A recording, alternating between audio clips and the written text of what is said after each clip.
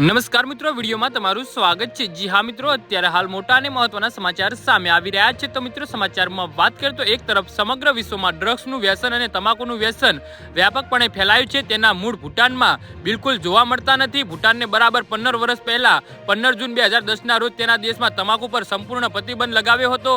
આવું કરનાર વિશ્વનો પ્રથમ દેશ બન્યો છે। જી હા મિત્રો, અત્યારે હાલ મોટા સમાચાર સામે આવી રહ્યા છે। જો કે વર્ષ 2004માં તેના વેચાણ પર આંશિક પ્રતિબંધ મૂકવામાં આવ્યો હતો, પરંતુ વર્ષ 2010માં અહીં તમાકુ નિયંત્રણના કાયદા પસાર કરવામાં આવ્યો હતો, જેના પછી તેના પર સંપૂર્ણ પ્રતિબંધ મૂકવામાં આવ્યો હતો। જી હા મિત્રો, અત્યારે હાલ મોટા સમાચાર સામે આવી રહ્યા છે।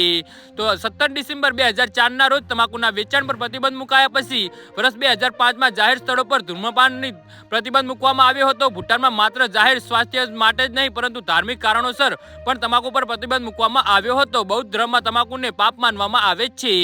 જી હા મિત્રો, અત્યારે હાલ મોટા સમાચાર સામે આવી રહ્યા છે। તો મિત્રો, આના વિશે તમારું શું કહેવું છે તો નીચે મારી કમેન્ટ બોક્સમાં જરૂરથી જણાવજો। ધન્યવાદ।